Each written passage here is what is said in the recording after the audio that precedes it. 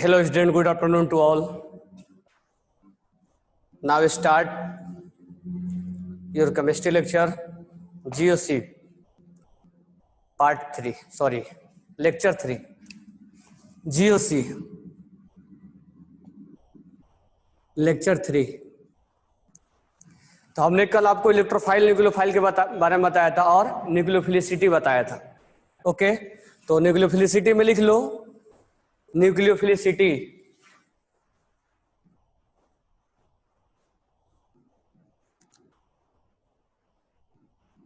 Nucleophilicity अगर हम बात करें top to bottom, sorry left to right अगर देखते हैं तो पहला पॉइंट हम लिखेंगे कि left to right left to right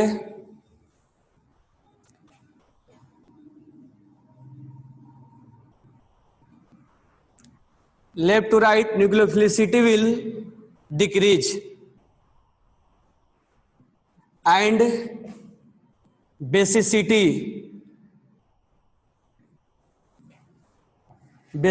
will also decrease. Basicity will also decrease. पहला पॉइंट, जैसे एग्जांपल अगर हम बात करें CH3 minus NH2 minus OH minus F minus, तो इधर बेसिसिटी भी ज्यादा होगा और बेसिक कैरेक्टर भी ज्यादा होगा. नेक्स्ट अगर हम बात करें SiH3 minus PH2 minus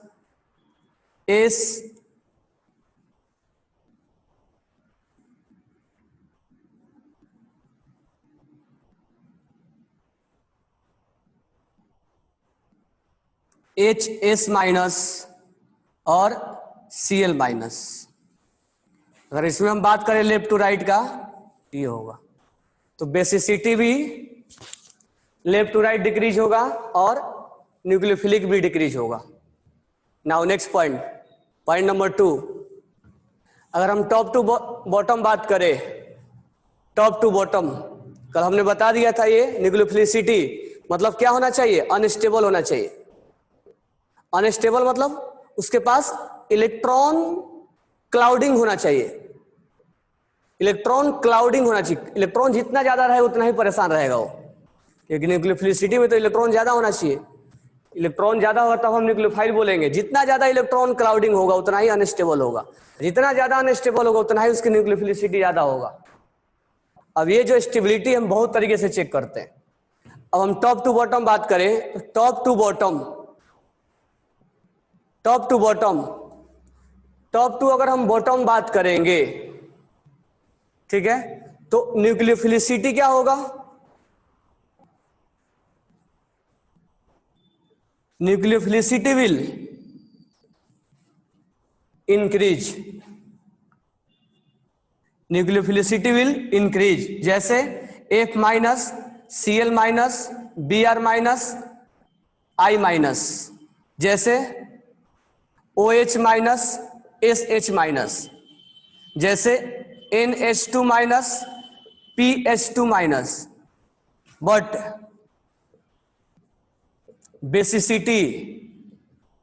basicity will decrease, but basicity will decrease.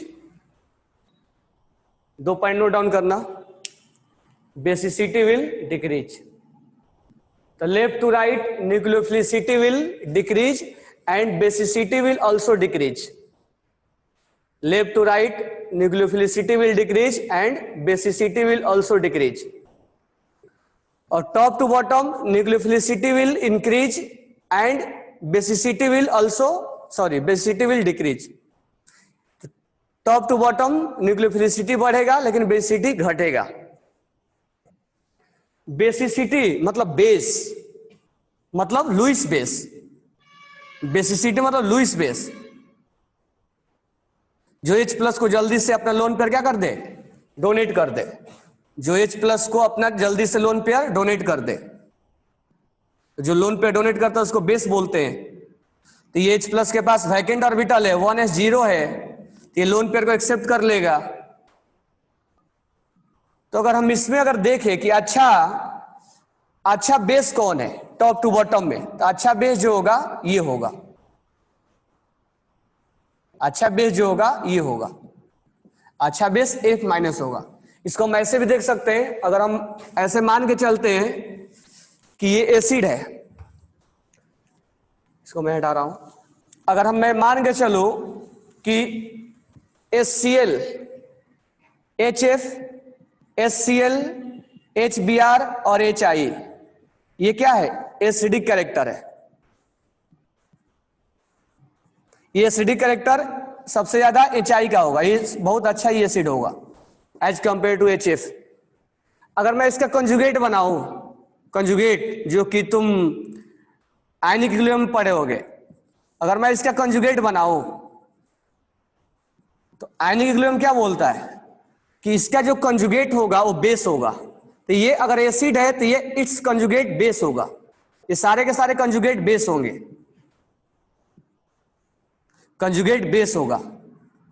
अगर ये एसिड है तो ये कंजुगेट बेस होगा, अगर ये स्ट्रॉन्ग है तो ये वीक होगा, अगर ये स्ट्रॉन्ग है तो ये वीक बेस होगा, अगर ये स्ट्रॉन्ग एसिड है तो ये वीक बेस होगा, यानी बेसिक कैरेक्टर इधर होगा, बेसिक कैरेक्टर जस्ट उल्टा होता है। तो हम आयनिक इक्विलिब्रियम में पढ़ते भी हैं कि ये HI एक अच्छा बेस है, सॉरी अच्छा एक एसिड है, उसका कंजुगेट क्या बनेगा? वीक बेस बनाएगा। तो इसलिए इसका बेसिक प्रॉपर्टी जो होता है top to bottom basic property जो होगा वो कम हो जाएगा, क्योंकि HI जो है वो बहुत ही अच्छा एक एसिड है और इसका जो कंजुगेट होगा उतना ही एक वीक बेस बनाएगा। ये वीक बेस है, यानी ये बेस कहने का मतलब है लुईस बेस है। कल मैंने बता दिया था न्यूक्लियोफिलिसिटी और बेसिसिटी में डिफरेंस। न्यूक्लियोफिलिसिटी मतलब कार्बन पे अटैक करना, ठीक है, ध्यान से देखना है यहां पे। अगर मान लो हमने बोला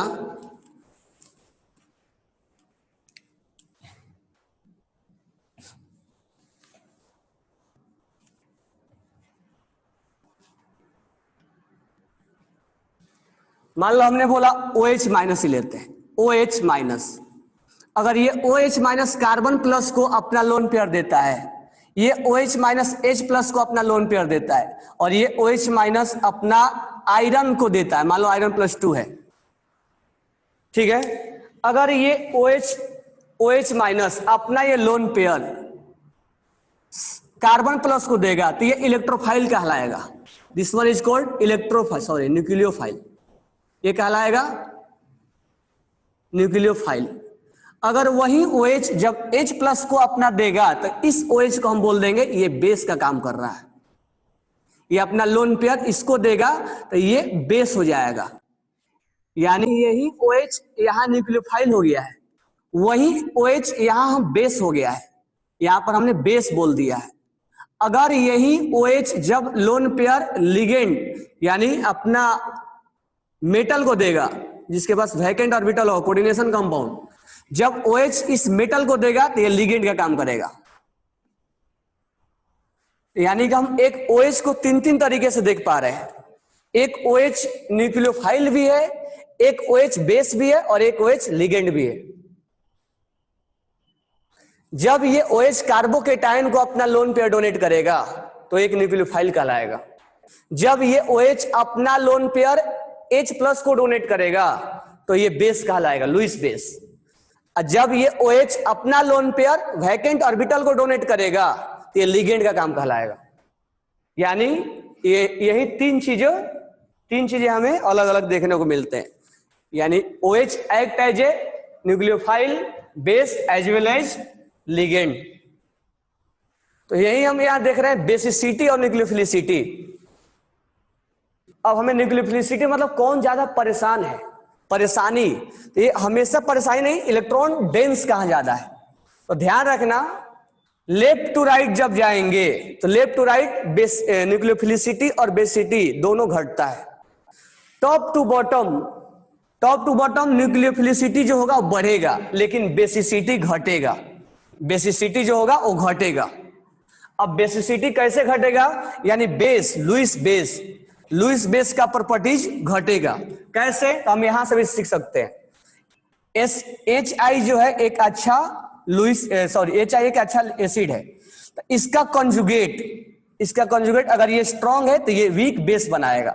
स्ट्रॉन्ग एसिड का कंजुगेट वीक बेस बनाएगा, कंजुगेट वीक बेस बनेगा। तो ये स्ट्रॉन्ग है तो ये वीक होगा, ये वीक है तो ये स्ट्रॉन्ग होगा, तो ये एसिड है तो ये बेस होगा। इसका मतलब ये अच्छा बेस है और ये वीक बेस है, मतलब स्ट्रॉन्ग बेस है और ये वीक बेस है। तो अगर हम लेफ्ट टू राइट जाते हैं तो न्यूक्लियोफिलिसिटी हमारा बढ़ता है, लेकिन टॉप बेसिसिटी जो है वो घटता है, ये ध्यान रखना। तो ये 2 पॉइंट क्लियर हो गया। अब बेसिसिटी, अब ऐसा देखो यहां पर जो हम न्यूक्लियोफिलिसिटी देखने चलते हैं, हालांकि न्यूक्लियोफिलिसिटी आगे ही पढ़ते रहेंगे, तो न्यूक्लियोफिलिसिटी केवल लेफ्ट टू राइट और टॉप टू बॉटम नहीं देखा जाता है। अब इसमें बहुत सारी चीजें, इसमें अलग अलग फैक्टर काम करते हैं। तो न्यूक्लियोफिलिसिटी का तीसरा कंसेप्ट मैं तुम्हें बता रहा हूं, ध्यान से देखना। आप अगर मैं एग्जांपल्स लूं तीसरा, तो हर बार अलग अलग एग्जांपल्स में अलग अलग कंसेप्ट लगेगा। अगर मैं बोलूं यहां पे कि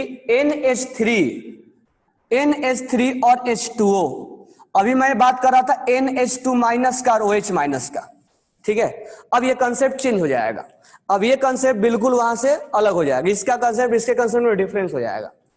अगर मैं बोलूं कि यहां पर जल्दी अपना लोन पेयर कौन दे देगा, अब यहां पर हम परेशानी नहीं देखेंगे।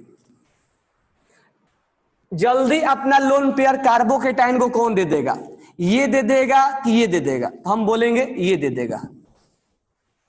क्यों, क्योंकि ऑक्सीजन मोर इलेक्ट्रोनेगेटिव है, ये अपना लोन पेयर जल्दी नहीं देगा।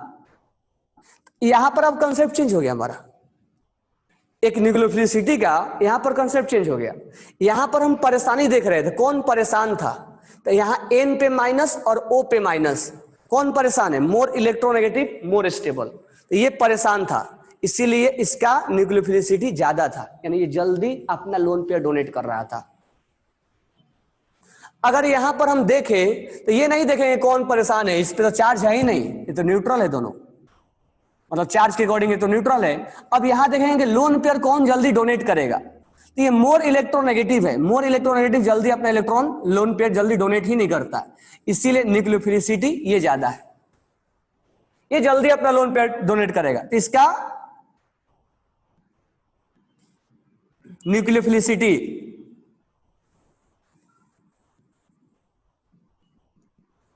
न्यूक्लियोफिलिसिटी भी ज्यादा है और इसका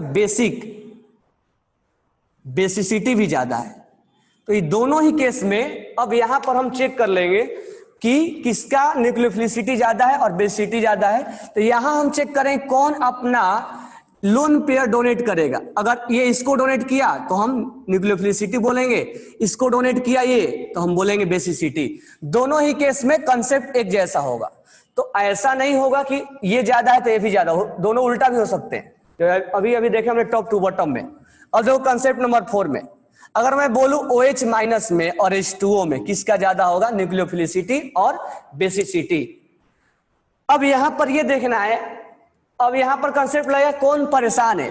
एक यहां पर चार्ज है और यहां पर क्या है, न्यूट्रल है, मतलब चार्ज वाइज नो चार्ज, ये चार्जलेस है,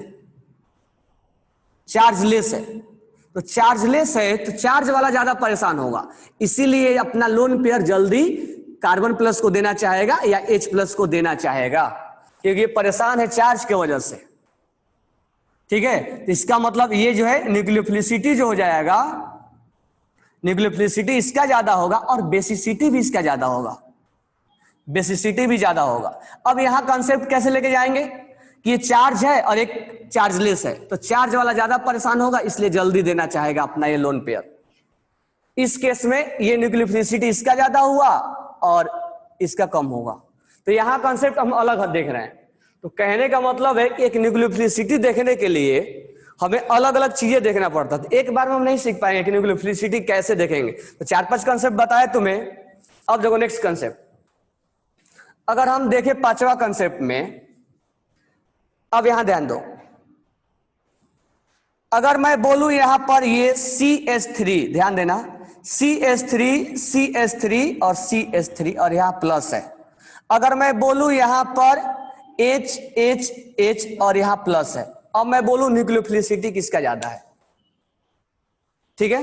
तो न्यूक्लियोफिलिसिटी देखने के लिए अब ये कार्बोकेटाइन ये जो है यहां माइनस कर देते हैं। अब हमें न्यूक्लियोफिलिसिटी देखना है, तो अब देखो ये अपना लोन पेयर किसको देगा, इस कार्बन को देगा, ठीक है। और हाइड्रोजन को जब देगा, तो जब हाइड्रोजन को देगा तो हम क्या बोलेंगे, बेसिसिटी यानी बेस का काम करेगा। अब ये अपना लोन पेयर कार्बन को देगा या हाइड्रोजन को देगा, जब हाइड्रोजन को देगा तो बेस बोलेंगे, या जब इसको देगा तो हम न्यूक्लियोफाइल बोलेंगे, ठीक है। अब इस केस में हमारा कंसेप्ट चेंज हो जाएगा। अब इस कंसेप्ट में क्या होगा, पहले मैं आंसर लिख दे रहा हूं। इस कंसेप्ट में ये जो C है माइनस है, CH3 और CH3, और यहां पर ये H और माइनस है। इस केस में इसका न्यूक्लियोफिलिसिटी ज्यादा होगा। क्यों? अब यहां हम स्टेरिक हिंड्रेंस का कंसेप्ट देखते हैं। ये ग्रुप ज्यादा बड़ा होने की वजह से ये कार्बन प्लस को जल्दी अपना ये लोन पेयर नहीं दे पाता है, क्योंकि इसको आने से इनमें रिपल्सन हो जाता है, स्टेरिक रिपल्सन साइज के वजह से इसका साइज ज्यादा है, इसका भी साइज ज्यादा है। साइज ज्यादा होने की वजह से दोनों में रिपल्सन क्रिएट हो जाएगा, और रिपल्सन क्रिएट होने की वजह से दोनों में इसको बोलेंगे हम स्टेरिक हिंड्रेंस। अब ये स्टेरिक हिंड्रेंस से बचने के लिए ये जल्दी लोन पेयर नहीं दे पाएगा, जबकि यहां हाइड्रोजन लगा हुआ, ये छोटे छोटे ग्रुप है, तो इनमें स्टेरिक हिंड्रेंस इसमें तो ज्यादा होगा, और इसमें स्टेरिक हिंड्रेंस क्या होगा, कम होगा। इसमें स्टेरिक हिंड्रेंस कम होगा, इसीलिए जल्दी अपना ये लोन पेयर किसको देना चाहेगा, इसको देना चाहेगा। तो ये न्यूक्लियोफिलिसिटी इसका ज्यादा हो जाए। लेकिन अब हम बात करेंगे बेसिसिटी का। तो जैसे ही हम बात करेंगे बेसिसिटी का, तो यहां पर ध्यान देना, अब बेसिसिटी में जो आंसर होगा हमारा, वो बेसिसिटी का जो आंसर हो जाएगा वो यहां पर ये हो जाएगा H। ये अपना लोन पेयर किसको देना है, H प्लस को देना है, H प्लस को देना है। ये अपना लोन पेयर इसको देगा, लोन पेयर इसको देगा। अब लोन पेयर इसको देना है, तो यहां पर हम स्टेरिक हिंड्रेंस नहीं देखेंगे। अब इसलिए नहीं देखेंगे, ये तो पहले से रिपल्सन है ही। अब ये हाइड्रोजन का साइज छोटा है, अब हाइड्रोजन के केस में हम स्टेरिक हिंड्रेंस नहीं देखा करते हैं, जबकि जब अटैक होगा तो इसका साइज ज्यादा होगा, यानी इसके साइज के साथ ये जाने के बाद अब यहां ये CH3 जब अटैच हो जाएगा तो इनमें और रिपल्सन हो जाएगा। अब यहां अगर हाइड्रोजन आ भी गया तो इसका साइज छोटा है, कोई ज्यादा रिपल्सन नहीं होगा। जबकि इलेक्ट्रॉन डेंसिटी जब हम इंडक्टिव इफेक्ट पढ़ाएंगे तो बताएंगे यहां इलेक्ट्रॉन डेंसिटी बहुत ज्यादा है, ये भी दे रहा है, ये भी दे रहा है, ये भी दे रहा है। तो इलेक्ट्रॉन डेंसिटी जब देखोगे तो ये आंसर लगेगा कि ये इलेक्ट्रॉन डेंसिटी ज्यादा है यहां पे, लेकिन आंसर तो ये हो जाएगा। तो कहने का मतलब इसका कंसेप्ट हम इंडक्टिव इफेक्ट में और पढ़ाएंगे। तो साइज यहां पर H प्लस यानी बेसिसिटी में हम स्टेरिक हिंड्रेंस नहीं देखा करते हैं। बेसिसिटी में स्टेरिक हिंड्रेंस हम चेक नहीं किया करते हैं, क्योंकि ये इसका साइज होता है कम। स्टेरिक हिंड्रेंस न्यूक्लियोफिलिसिटी में चेक होता है, स्टेरिक हिंड्रेंस यहां हम चेक नहीं करते हैं। ये एक इंपॉर्टेंट कंसेप्ट है, इसको राइट डाउन करना। तो कर रहे हैं हम now electron displacement effect. Electron displacement effect में हम दो कैटेगरी में डिवाइड करेंगे, ठीक है। एक हम परमानेंट इफेक्ट देखेंगे और एक टेम्पोररी इफेक्ट देखेंगे। परमानेंट इफेक्ट देखेंगे, अब इसका मीनिंग 1 बाय 1 आगे चल के बताएंगे, और एक टेम्पोररी इफेक्ट देखेंगे। इसमें जो आएगा वो इलेक्ट्रोमेरिक आता है, इलेक्ट्रोमेरिक।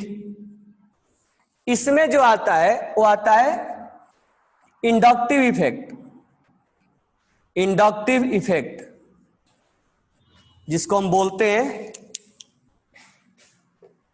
इंडक्टिव इफेक्ट, जिसको हम बोलेंगे प्लस माइनस आई। नेक्स्ट हम पढ़ेंगे रिजोनेंस। नेक्स्ट हम पढ़ेंगे मिजोमेरिक। ये दोनों लगभग जैसा है। और हम फिर पढ़ेंगे लास्ट में हाइपर कंजुगेशन। इसको बोलते हैं plus minus M, hyperconjugation, hyperconjugation, plus minus H बोलते हैं इसको। तो यही चार चीजें हमें पढ़ने हैं, ठीक है। मतलब ये और इलेक्ट्रोमेरिक, ये परमानेंट होता है और ये टेम्पोररी होता है, इसको राइट डाउन करना। फिर हम स्टार्ट करते हैं इंडक्टिव इफेक्ट। अब पढ़ते क्यों है और इंडक्टिव इफेक्ट होता है क्या, वो हम बताते हैं, इसका यूज कैसे हम करेंगे। जल्दी से नोट डाउन कर लो इसको।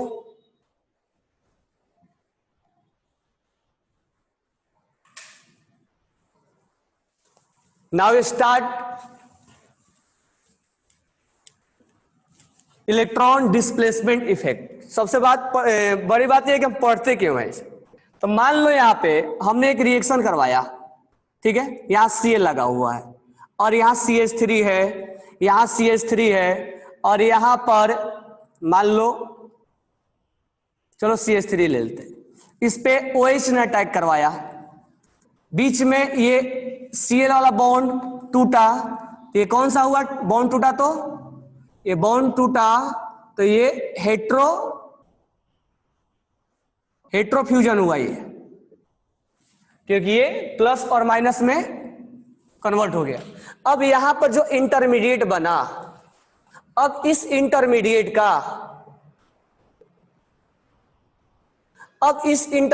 का हमें चेक करना होगा स्टेबिलिटी।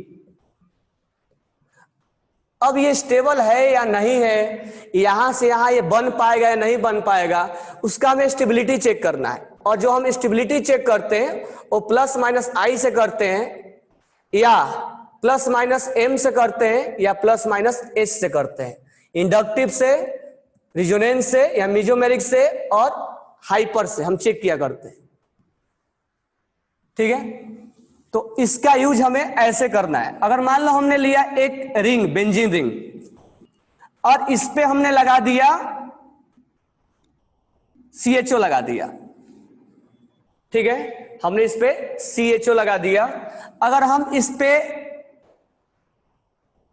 इलेक्ट्रोफाइल का अटैक करवाते हैं या ऐसा करते हैं, इस पे हम लगा देते हैं O- या OH लगा दो, फिनॉल। अगर हम इस पे इलेक्ट्रोफाइल का अटैक करवाते हैं तो वो इलेक्ट्रोफाइल कहां अटैक करेगा, यहां यहां यहां, ज्यादा इसमें जो इलेक्ट्रॉन देगा तो कहां अटैक करेगा, इसके बारे में बताएगा मेसोमेरिक। यानी वो स्टेबिलिटी, ये अटैक करेगा जब, तो ये अटैक हो सकता है, इसके लिए पोजीशन ये है OH, यहां पर भी आ सकता है, अब यहां पर ये भी आ सकता है, अब यहां पर ऐसे भी प्रोडक्ट बन सकता है, लेकिन इनमें से कोई एक या दो ही प्रोडक्ट क्या है, स्टेबल है। अब ये इसके लिए ऑर्थो है, ये मेटा है और ये पैरा है, या तो ये प्रोडक्ट होगा या तो ये होगा या तो ये होगा, इसमें से दो कोई होगा। तो इसके प्रोडक्ट कौन सा बनेगा, इसका जवाब तुम्हें देगा मेसोमेरिक। तो कहने का मतलब है जो हम यहां से इलेक्ट्रॉन डिस्प्लेसमेंट इफेक्ट पढ़ रहे हैं, उसका यूज कुछ ऐसे हम रिएक्शन में करने वाले हैं, और उसमें इंटरमीडिएट में जो बनने वाला है उसका हम स्टेबिलिटी चेक करेंगे। तो स्टेबिलिटी जो हम चेक करेंगे, जैसे हमने यहां पर बना कोई चीज, हमने एक रिएक्शन करवाया, C डबल बॉन्ड O, और यहां पर है OC डबल बॉन्ड, यहां पर हमने लिया C, और यहां पर हमने ले लिया, मान लो यहां लेते हैं Cl और यहां पर ले लेते हैं Cl, ठीक है। यहां से मान लो बॉन्ड टूट गया, बॉन्ड टूट गया, ये बॉन्ड टूटा।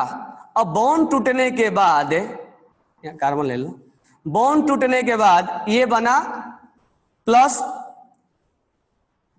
बॉन्ड टूटने के बाद ये बना प्लस। अब यहां ध्यान देना, अब इसकी हमें स्टेबिलिटी चेक करना है। तो देखो यहां रेजोनेंस हम चेक करेंगे, डबल, सिंगल और प्लस, एक कंजुगेशन में।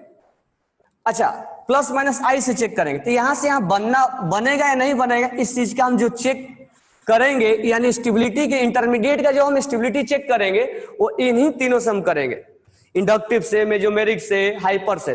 Write down of heading inductive, inductive effect. अब इंडक्टिव इफेक्ट क्या होता है, इंडक्टिव इफेक्ट। अब जो इंडक्टिव इफेक्ट पहले समझ लो, इसके बाद लिखवाता हूं मैं। इंडक्टिव इफेक्ट जो एराइज होता है, अब मान लो पहले हमने लिया ये, अब ये हमने लगा दिया CH3 CH3 और CH3। अब ये परेशान है, ये इसलिए परेशान है क्योंकि इसके पास इलेक्ट्रॉन डिफिशिएंट है। अब इसके साथ ये ग्रुप लगा हुआ है, अब ये ग्रुप क्या करेगा, इसको इलेक्ट्रॉन्स देने का काम करेगा। ये इलेक्ट्रॉन्स का जो काम होता है वो इलेक्ट्रॉन देने का काम करता है, ठीक है। अगर मान लो यहां पर माइनस है और हमने लगा दिया यहां पर Cl और Cl, अब ये परेशान है क्योंकि इसके पास इलेक्ट्रॉन रिच है। तो ये भी परेशान था और ये भी परेशान है क्योंकि इलेक्ट्रॉन रिच है। अब ये जो क्लोरीन है इसके इलेक्ट्रॉन्स को अट्रैक्ट करेंगे अपने तरफ, और जब ये अट्रैक्ट करेंगे थोड़ा सा इसमें स्टेबिलिटी आएगी, थोड़ा सा राहत मिलेगा इसको, क्योंकि ये परेशान है इलेक्ट्रॉन्स की वजह से। और जब ये इलेक्ट्रॉन्स क्लोरीन खींचेगा, जब इलेक्ट्रॉन्स खींचेगा तो इसके पास इलेक्ट्रॉन्स की थोड़ी सी कमी होगी। मान लो इसके पास 1000 इलेक्ट्रॉन है अभी खींचने के पहले, ये अभी क्लोरीन नहीं लगा हुआ है। अब इसके पास परेशान है क्योंकि इसके पास इलेक्ट्रॉन ज्यादा है। अब क्लोरीन लग गया, क्लोरीन क्या करेगा, इसके इलेक्ट्रॉन्स को अपने तरफ अट्रैक्ट करेगा। अट्रैक्ट करने की वजह से इसके पास जो इलेक्ट्रॉन्स में थोड़ी सी कमी आएगी, ऐसा नहीं कि निगेटिव हट जाएगा, इलेक्ट्रॉन्स में थोड़ी सी कमी आएगी, इसकी वजह से इसमें थोड़ा सा स्टेबिलिटी आएगा। और जब स्टेबिलिटी आएगा तो थोड़ा सा मतलब ये स्टेबिलिटी इसमें आएगा, कहने का मतलब इसमें इलेक्ट्रॉन्स कम हो जाएंगे। यानी ये जो ग्रुप लगा हुआ है ये इलेक्ट्रॉन्स खींचने का काम कर रहे हैं, यानी इसकी परेशानी को खींच के दूर कर रहे हैं, और इसकी परेशानी को ये इसको दे के परेशानी को दूर कर रहा है। CH3 ये इलेक्ट्रॉन्स दे के इसको हेल्प कर रहा है और इसको इलेक्ट्रॉन्स खींच के हेल्प कर रहा है। मान लो रूम में पानी भरा हुआ है और कोई ला के और डाल दे तो परेशानी बढ़ जाएगी। अगर रूम में पानी भरा हुआ है तो कोई इसको निकालेगा तो हमारी परेशानी दूर होगी। तो कहने का मतलब ये है कि ये कार्बोकेटाइन जो है इसमें जो ग्रुप लगा हुआ है, ये जो ग्रुप लगा हुआ है ये ग्रुप इसको इलेक्ट्रॉन्स दे के हेल्प करते हैं क्योंकि इसके पास इलेक्ट्रॉन्स की कमी है। अगर ये कार्बो एनायन है, इलेक्ट्रॉन रिच है, तो ये भी परेशान है, तो इसकी परेशानी जो है वो ग्रुप जो है वो खींच के करते हैं, मतलब यहां से इलेक्ट्रॉन जो है वो अट्रैक्ट करते हैं अपने तरफ से। जैसे Cl लग गया, Cl लग गया, Cl लग गया, तो ये ग्रुप अपने तरफ अट्रैक्ट, इलेक्ट्रॉन को अट्रैक्ट करके इसको हेल्प करते हैं। तो कार्बोकेटाइन को या कार्बोनाइन को या रेडिकल्स से मान लो, अब रेडिकल्स के पास क्या है, इलेक्ट्रॉन्स की कमी होती है, जिसको इलेक्ट्रॉन चाहिए। अगर यहां पर मैं CH3 लगा दूं, CH3 लगा दूं और CH3 लगा दूं, तो ये इलेक्ट्रॉन्स देने का काम करते हैं और दे के इसको हेल्प करेंगे। मतलब देने का मतलब परमानेंट ये हेल्प नहीं हो जाएगा, ये कुछ टाइम के लिए इसको देंगे, तब जाके इसमें थोड़ा सा स्टेबिलिटी आएगा। तो कुल मिला के ये है कि जो कार्बोकेटाइन है, कार्बो एनायन है और रेडिकल्स है जो इंटरमीडिएट में बनते हैं, उसको कुछ ग्रुप इलेक्ट्रॉन्स दे के हेल्प करते हैं और कुछ खींच के मतलब इससे अट्रैक्ट करके हेल्प करते हैं। अगर मान लो ये परेशान है और इस पे हम लगा दिए Cl, अब ये परेशान था, इसके पास इलेक्ट्रॉन्स की कमी थी और हमने लगा दिया Cl, Cl। अब ये Cl क्या करेगा, यहां से इलेक्ट्रॉन खींचने लगेगा। एक तो इसके पास खुद गरीबी थी क्योंकि इसके पास इलेक्ट्रॉन्स नहीं है, और ऊपर से क्लोरीन क्या कर रहा है, खींच रहा है, तो ये अनस्टेबल हो जाएगा। और ये अनस्टेबल होगा तो इसकी अनस्टेबिलिटी जब हो जाएगी तो तुरंत अटैक मारेगा। तो यहां से न्यूक्लियोफिलिसिटी का हम लेके आएंगे कंसेप्ट, तो ये बहुत ज्यादा अनस्टेबल हो जाएगा। तो कहने का मतलब ये है कि जो इलेक्ट्रॉन्स देने का काम कर रहे हैं, जो इलेक्ट्रॉन्स खींचने का काम कर रहे हैं, कुछ ऐसा ही हम इंडक्टिव इफेक्ट में पढ़ने वाले हैं।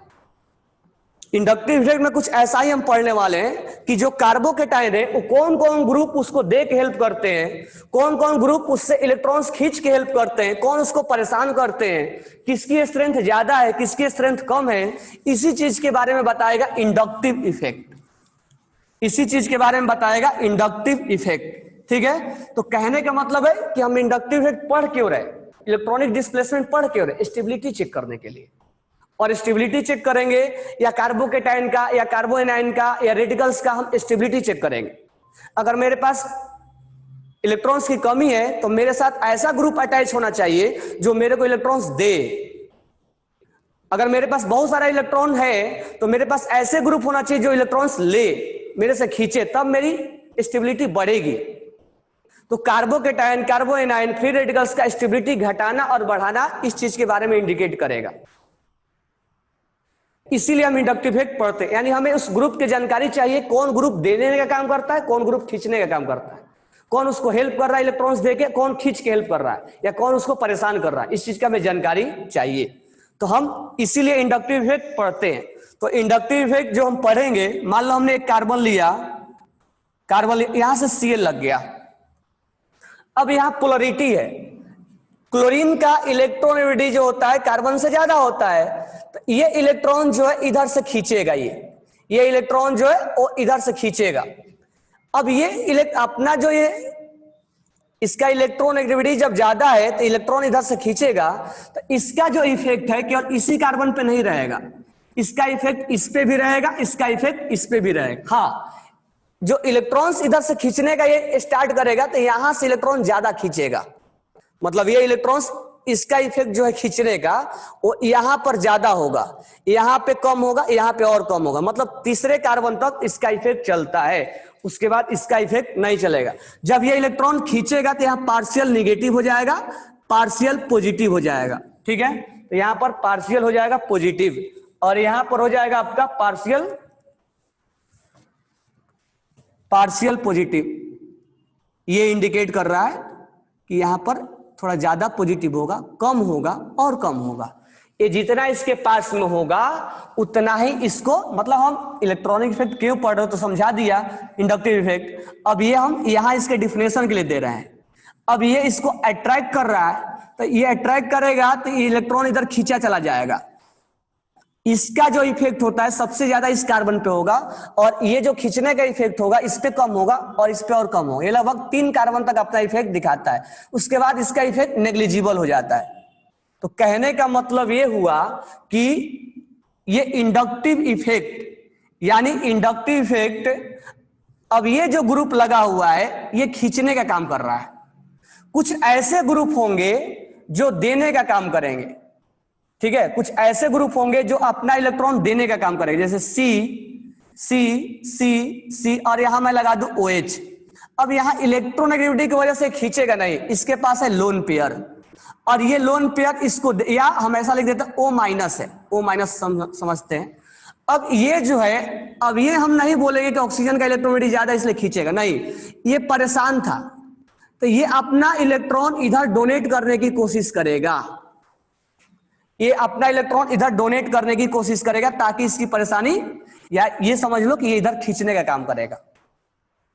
तो कहने का मतलब है कुछ ग्रुप ऐसे होते हैं जो उनसे इलेक्ट्रॉन्स को खींचते हैं, और कुछ ग्रुप ऐसे होते हैं जो उस इलेक्ट्रॉन्स को देने का काम करते हैं, ठीक है। और ये जो इलेक्ट्रॉन्स जो ये खींच रहा है, पहले एक ही पे समझ लेते हैं, जो ये इलेक्ट्रॉन्स ये खींच रहा है वो सिग्मा बॉन्ड के अलोंग खींचेगा, यानी इंडक्टिव इफेक्ट जो होगा, इंडक्टिव इफेक्ट जो होगा वो क्यों क्रिएट होगा, तो इंडक्टिव इफेक्ट क्यों क्रिएट हो रहा है, ड्यू टू इलेक्ट्रोनेगेटिविटी डिफरेंस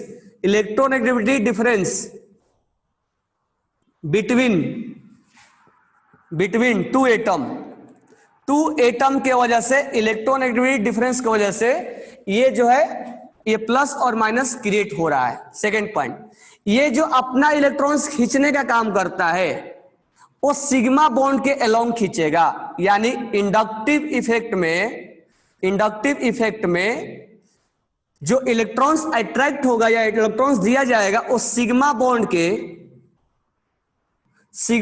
के अलोंग होगा, इसमें पाई का इन्वॉल्वमेंट नहीं होता है। अगर पाई लग भी गया, ये C और यहां मैं Cl लगा दूं और यहां डबल बॉन्ड है, ठीक है, यहां C डबल बॉन्ड C और यहां Cl है और यहां Cl है, C है। अब ये अट्रैक्ट कर रहा है, तो ये जो इलेक्ट्रॉन अट्रैक्ट करेगा वो सिग्मा बॉन्ड के अलोंग अट्रैक्ट करेगा, ये पाई से अट्रैक्ट नहीं होता है। मान लो पाई है, ये सिग्मा बॉन्ड के अलोंग अट्रैक्टेड होता है, ये पाई बॉन्ड के अलोंग अट्रैक्टेड नहीं होता है। तीसरा पॉइंट, जब ये खींच रहा है तो इसका इफेक्ट 1 कार्बन 2 कार्बन 3 कार्बन पे, चौथा कार्बन होते होते नेग्लिजिबल हो जाता है। इसका मतलब ये डिस्टेंस पे डिपेंड कर रहा है कि जो जितना पास है उस पर उतना ही चार्ज ज्यादा लगेगा, तो ये डिस्टेंस डिपेंडेंट है, ये डिस्टेंस डिपेंडेंट है, ठीक है। तो पहले इसको लिख लो, फिर हम इंडक्टिव इफेक्ट को दो टाइप में डिवाइड करेंगे। अब कुछ जो है वो इलेक्ट्रॉन्स खींचते हैं और कुछ ग्रुप इसको देते हैं, तो इसीलिए इसको हम दो टाइप में डिवाइड करते हैं, प्लस इंडक्टिव इफेक्ट और माइनस यानी निगेटिव इंडक्टिव इफेक्ट और पॉजिटिव इंडक्टिव इफेक्ट। तो इसको हम टाइप अभी पढ़ेंगे, पहले इसका डिफिनेशन आप लिख लो। तो लिखो इसका definition, write down definition. When a covalent is formed, when a covalent is formed, when a covalent is formed, when a covalent is formed between two atoms, when a covalent is formed between two atoms, when a covalent is formed between two atoms of different electronegativity, of different electronegativity, when a covalent is formed between two atoms of different electronegativity, then sigma bond pair of electron, then sigma bond pair electron, then sigma bond pair electron are shifted, then sigma bond pair electron are shifted towards more electronegative atom, towards more electronegative atom, towards more electronegative atom, towards more electronegative atom. As a result, dipole is created. As a result, dipole is created between two atoms. As a result, dipole is created between two atoms. As a result, dipole is created between two atoms. Due to this dipole, due to this dipole, due to this dipole, sigma bonded electron, sigma bonded electron, sigma bonded electron in the carbon chain, in the carbon chain become polarized. Due to dipole, sigma bond electron in the carbon chain become polarized. Such polarization of sigma bond, such polarization of sigma bond caused by polarization of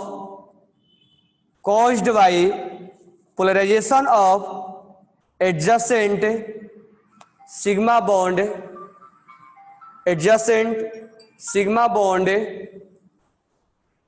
is referred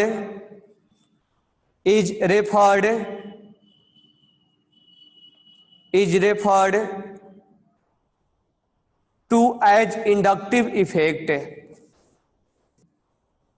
Such as polarizing of adjacent sigma bond is referred as inductive effect. नीचे लिखना note डाल के, it is permanent effect, it is permanent effect, it is permanent effect.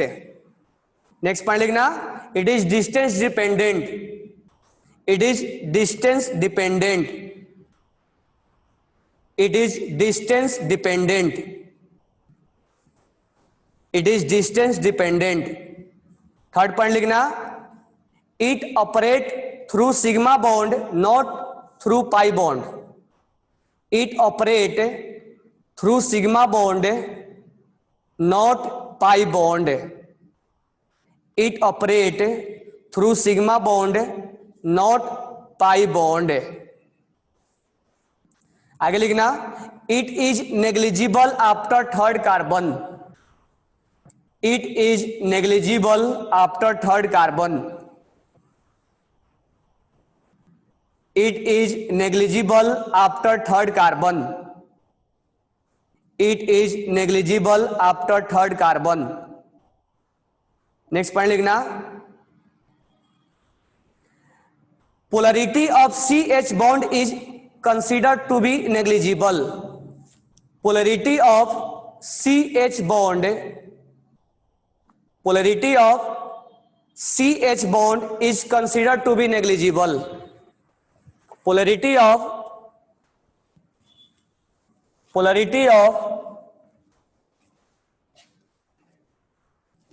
CH bond is considered to be negligible।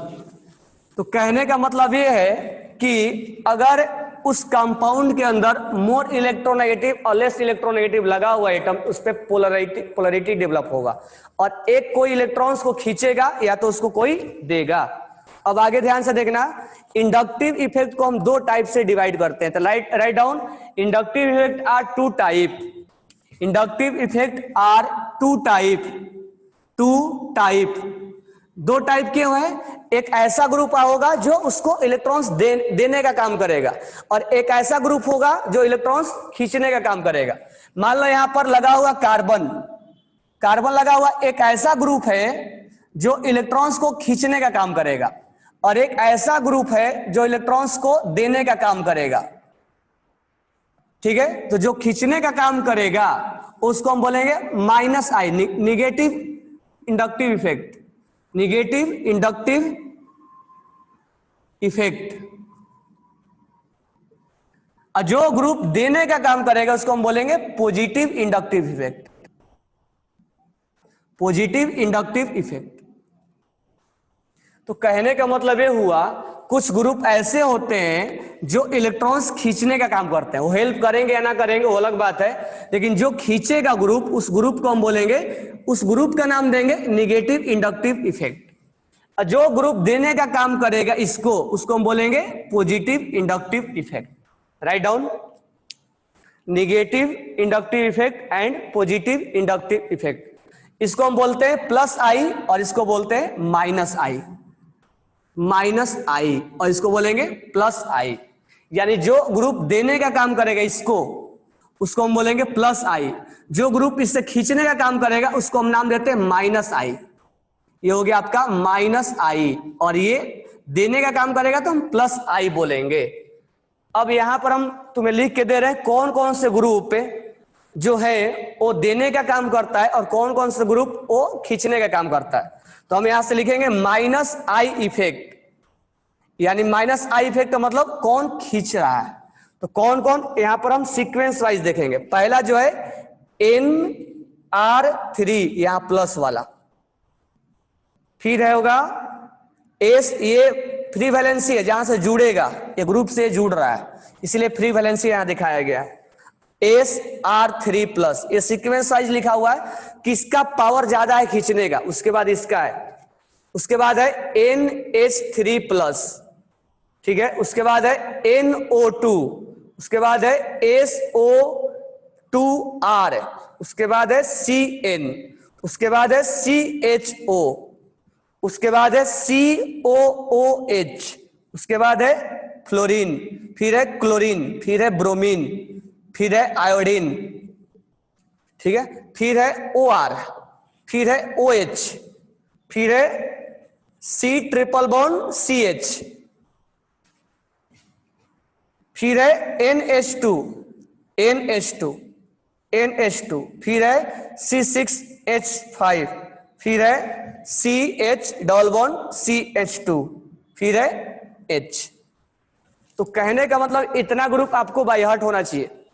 ये sequence wise लिखा हुआ है, ये जो है वो माइनस आई का काम करेगा, यानी जिस ग्रुप में लग जाएगा वहां से खींचने का काम करता है इलेक्ट्रॉन को।